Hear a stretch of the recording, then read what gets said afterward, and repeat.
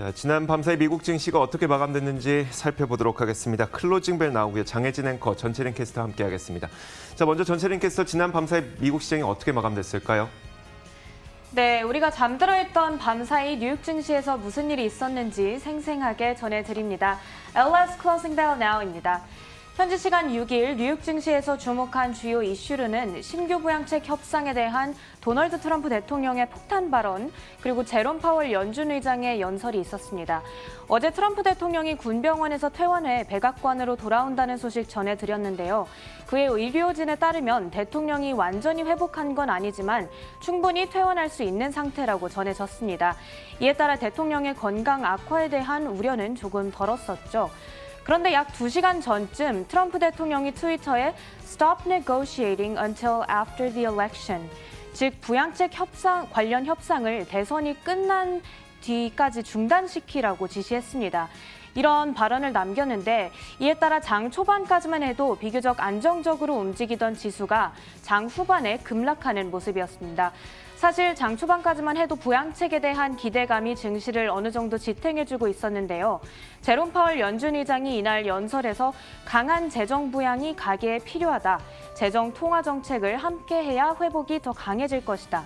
이에 연준은 경제 지원을 지속할 것이다 등의 발언을 남기며 추가 재정 지원의 필요성을 강조했습니다. 이 외에도 낸시 펠로시 의장과 문우신 재무장관이 계속해서 협상에 대한 낙관적인 입장을 취해왔기 때문에 트럼프 대통령의 발언대로 부양책이 대선 이후로 미뤄질지 계속해서 지켜봐야겠습니다.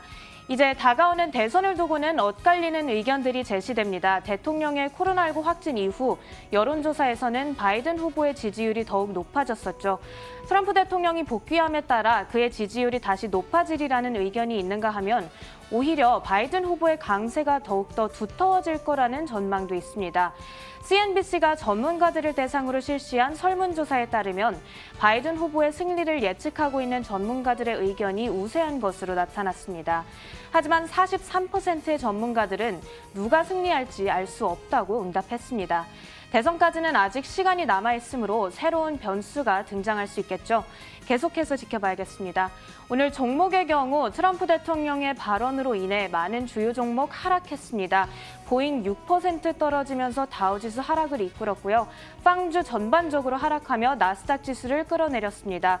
애플과 마이크로소프트, 페이스북 2% 이상, 아마존 3%대 하락했습니다. 오늘 트럼프 대통령의 발언에 항공주도 하방 압력을 피해가지 못했죠. 유나이티드 에어라인스, 델타 항공 3%, 아메리칸 항공도 4% 미끄러졌습니다.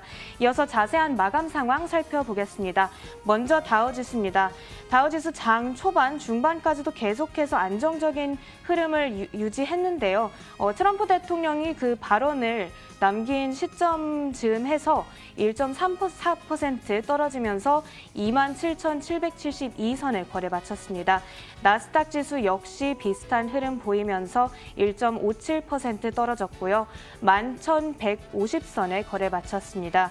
S&P 지수 역시 똑같은 흐름입니다.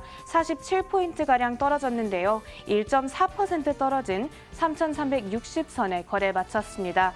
지금까지 LS Closing Bell Now였고요. 이어서 상품 선물 시장도 살펴보시죠. 자, 상품 선물 시장 살펴보겠습니다. 먼저 국제유가입니다. 이날 대부분의 상품 선물들의 움직임은 좋지 못했습니다. 트럼프 대통령의 폭탄 발언 때문이었었는데 이런 와중에서도 국제유가는 2% 정도의 반등을 보였습니다. 자, 몇 가지 이슈가 있었는데요. 원유 생산 시설이 밀집되어 있는 걸프만 지역에 새로운 허리케인이 또 접근을 하고 있다고 합니다. 여기에다가 어제 전해드렸던 대로 노르웨이의 해상 원유 가스 생산 시설에 근로자들의 파업 때문에 공급 차질에 대한 우려가 불거지고 있습니다. 이 때문에 유가는 지난 밤사이 오를 수 있었습니다. 2.4% 올라서 현재 선물 시장에서 40.17달러를 기록하고 있고요. 자, 이어서 국제 금값과 채권 금리는 하락으로 전환했습니다. 국제 금값은 약 1.5%, 채권 금리도 플러스권에서 마이너스로 전환이 됐는데요. 부양 합의가 중단된 여파가 영향을 미친 것으로 분석이 되고 있습니다. 자, 이어서 달러 인덱스 살펴보도록 하겠습니다. 자, 부양책 합의를 중단한다고 선언하게 되자 달러에 대한 수요가 급격하게 늘어나면서 약세를 보이던 달러가 다시 상승으로 전환됐습니다. 0.24% 올라서 93.74를 기록하고 있습니다. 자, 이렇게 상품 선물 시장 살펴봤습니다. 글로벌 외신 확인하겠습니다.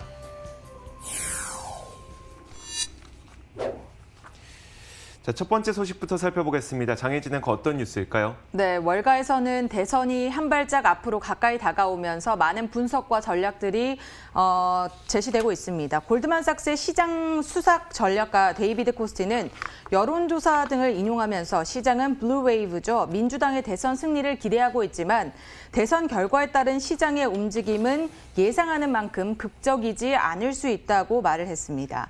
특히 투자자들은 민주당의 압승으로 지원받을 수 있는 대규모 재정 부양책에 기대를 하고 있지만 이는 결국 민주당 정권의 더 높은 세금 부과, 특히 이 더 높은 법인세로 이어질 것이라는 설명인데요. 그렇게 된다면 재정 부양책으로 매출을 비롯한 실적은 더 나아질지 몰라도 결국에는 더 높은 법인세가 부과됨으로써 이를 상쇄시킬 것이라는 설명입니다. 그러면서 그는 바이든 후보가 당선된다면 세제안을 언제 발표할지 그 시기도 시장 움직임에 매우 중요하다고 말을 했고요. 바이든 후보는 단계적으로 이를 검토하고 적용을 시키겠다라고 밝혔지만 잠정적으로 2023년까지는 기업 실적에 큰 영향을 미치진 않겠지만 그 이후가 더 중요해질 것이라고 강조를 했습니다. 따라서 궁극적으로는 코로나19 백신이 추후 미국 경제에 훨씬 더 중요하다는 의견을 제시했습니다. 장중 상승세를 유지하던 증시가 트럼프 대통령의 폭탄 선언으로 인해서 급락으로 전환됐습니다. 트럼프 대통령은 대선 이후까지 민주당과의 부양책 합의를 중단할 것이라고 선언을 했는데요. 그 자신의 트위터를 한번 먼저 살펴보도록 하겠습니다. 트위터에다 이런 내용을 적었습니다. 늘 그렇듯이 낸시 펠로시 하원 의장이 성실하게 이 협상에 임하고 있지 않다면서 그래서 나는 협상 대표단들에게 대선이 끝난 이후, 즉 나의 승리 이후까지 이 협상을 중단하라고 지시했다고 적었습니다. 자, 바로 그 다음 트윗을 한번 살펴보면요. 바로 그 다음 트윗에는 미치 매코넬 의원에게 모든 역량을 코니 베렛 대법관 임명에 집중하는 데 쓰라면서 지금 미국 경제는 상당히 괜찮다. 또 증시는 사상 최고 수준이고 고용 지표도 회복되고 있다고 적었습니다. 같은 날 제롬 파월 의장이 트럼프 대통령의 이 발언이 있기 전에 재정 부양에 대한 노력이 부족하고 미국 경제는 비극적인 위험에 처해 있다고 얘기를 했습니다. 또 고용 시장도 정체되어 있다고 판단하는 것과는 전혀 다른 뉘앙스의 발언을 한 건데요. 이 발언과 함께 시장은 즉각 적으로 반응하면서 직전까지 0.5% 상승하던 다우지수가 1% 넘는 급락으로 전환되기도 했습니다. 네, 다음으로 종목 소식 이어갑니다. 전 세계 10곳의 제약사들이 이제 현재 백신 개발에 대해서 마지막 단계죠. 임상 3상을 진행하고 있는 가운데 이런 가운데 미국의 화이자와 독일의 바이오엔테크가 공동 개발 중인 코로나19 백신에 대한 사전 검토 작업인 롤링 리뷰를 위해서 유럽 의약품청이죠. EMA에 백신 후보를 제출했다고 밝혔습니다. 롤링 리뷰에 관해서는요, 이 롤링 리뷰는 임상시험 자료가 완전히 확보되지 않은 상황에서 유망한 의약품이나 백신에 대한 승인 절차를 빠르게 진행하기 위해서 현재까지의 자료를 검토하는 제도인데요.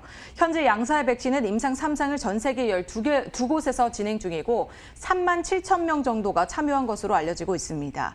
바이오엔테크사는 지난달에 또 코로나19 백신을 개발할 때 생산량을 더 늘리기 위해서 이 독일에 위치한 백신 생산 시설을 스위스 기업 노바티스로부터 인수한 바 있죠. 외신에 따르면 현재까지 EMA에 코로나19 백신 후보가 제출된 건 아스트라제네카, 옥스퍼드대가 공동 개발 중인 백신 후보에 이어서 이번 화이자와 바이오엔테크사가 두 번째가 되겠는데요. 이번 검토 과정에서 백신이 효과적이고 안전하다는 것이 충분한 데이터를 통해서 입증이 된다면 후보에 대한 공식적인 품목 허가 신청을 할 것으로 알려졌습니다. 애플이 오는 13일에 새로운 아이폰을 공개한다고 공식적으로 밝혔습니다. 시장에서는 기존에 다음 주 언젠가쯤에는 공개할 것으로 예상했었지만 정확한 날짜는 몰랐었는데요. 애플이 공식적으로 10월 13일 동부 시간 오후 1시로 이 공개 날짜와 시간을 공개를 했습니다. 우리 시간으로 따져보면 14일 수요일 새벽 약 2시, 새벽 2시 정도가 될 것으로 보이는데요. 이번 아이폰 공개 초청장에는 하이스피드라는 문구가 쓰여 있습니다. 이 스피드라는 문구를 통해서 5G 네트워크 기술이 탑재될 것이라는 시장의 예상을 확인시켜줬고요. 자, 과연 5G를 통해 어떤 기능을 활용할 수 있을지 기대를 모으는 대목입니다. 또 이번에 역시 아이폰은 4가지 모델로 출시가 될 것으로 보이고 새로운 디자인에 대해서도 관심이 많은데 애플에 대한 사전 정보를 많이 알고 있는 것으로 유명한 이 권밍치 애널리스트는 새로운 아이폰의 디자인은 2010년에 출시된 아이폰 4와 비슷할 것이다 라고 예상을 내놓기도 했습니다. 또 이어폰과 충전기는 포함되지 않을 것이라고 밝혔고 밝혔고요. 블룸버그가 보도한 바에 따르면 아이폰 12는 3D 라이다 센서가 들어갈 것으로 예측이 되고 있는데 증강현실을 체험할 수 있게 할 것이라고 하기도 했습니다. 과연 이번 아이폰, 신작 아이폰이 공개가 됐을 때 어떤 기능들이 포함됐을지 시장에 많은 관심이 모이고 있습니다. 자, 이렇게 글로벌 시장의 뉴스 살펴봤습니다. 맨해튼 나우 이어가도록 하겠습니다.